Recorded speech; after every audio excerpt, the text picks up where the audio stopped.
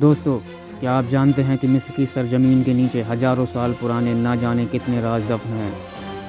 آج بھی آرکیولوجسٹ اس تاریخی تہذیب کی پرتوں کو ہٹاتے ہیں تو نئے نئے حیران کن انکشاف سامنے آتے ہیں، مگر اب تک کی سب سے بڑی اور حیرت انگیز دریافت حال ہی میں ہوئی ہے۔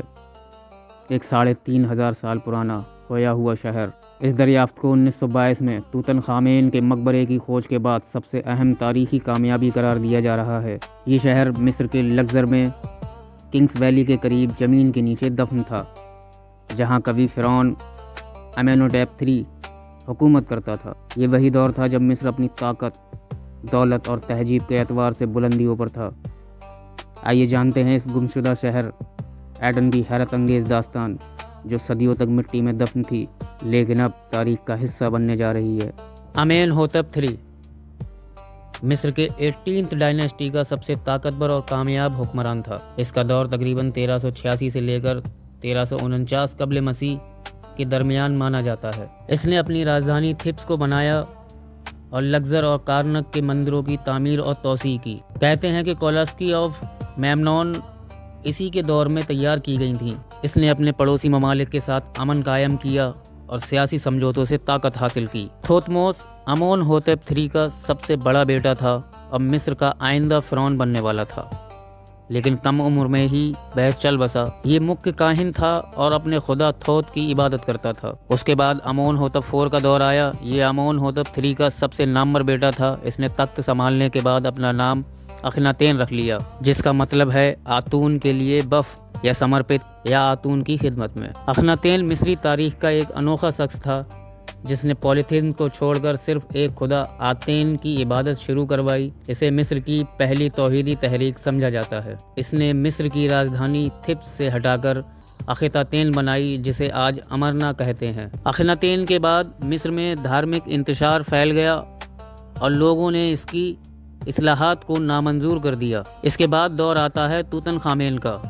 کچھ تاریخ دان مانتے ہیں کہ توتن خامین اخناتین کا بیٹا تھا۔ اس کا اصل نام توتن خاتین تھا، لیکن بعد میں اسے بدل کر توتن خامون کر دیا گیا تاکہ پرانے دیوتا آمون کی عبادت واپس سے لائی جا سکے۔ یہ مصر کا سب سے مشہور فرعون بنا۔ یہ صرف 18 سال کی عمر میں چل بسا تھا اور اس کی موت آج بھی ایک رہسیہ ہے۔ توتن خامین نے اخناتین کی اصلاحات کو ختم کر دیا اور پرانے مذہب کو پھر سے بحال کر دیا۔ آرکیولوجسٹ کی ایک ٹیم جب فرعون کی قبر کی تلاش کر رہی تھی، تبھی انہیں ایک بہت بڑا قدیم شہر ملا۔ 10 فٹ اونچی دیواریں، راستے کے کنارے کنارے بنے گھر، ایک بڑی بیکری، مٹی کی اینٹوں کا ورکشاپ اور دھاتو و شیشے کو ڈھالنے والے سانچے۔ یہ سب اس بات کا ثبوت تھے کہ یہ شہر مصر کا ایک بڑا انتظامی اور صنعتی مرکز تھا۔ اس کے علاوہ بھی بہت سی اہم چیزیں دریافت کی گئیں۔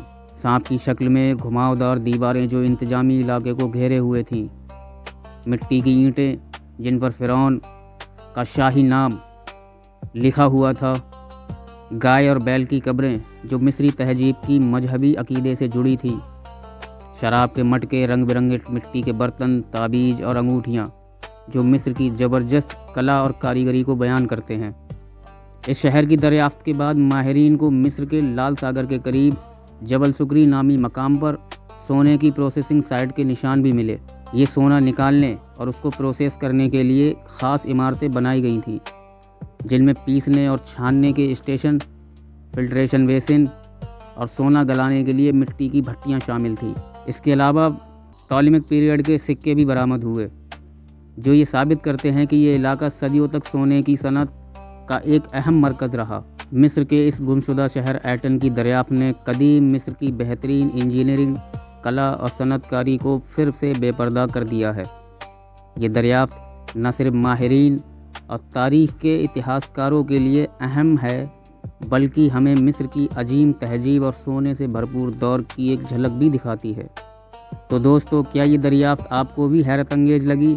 اگر ہاں تو ویڈیو کو لائک کریں، چینل کو سبسکرائب کریں اور کمنٹ میں بتائیں کہ آپ کو مصر کی کون سی رہسیمئی کہانی سب سے دلچسپ لگتی ہے۔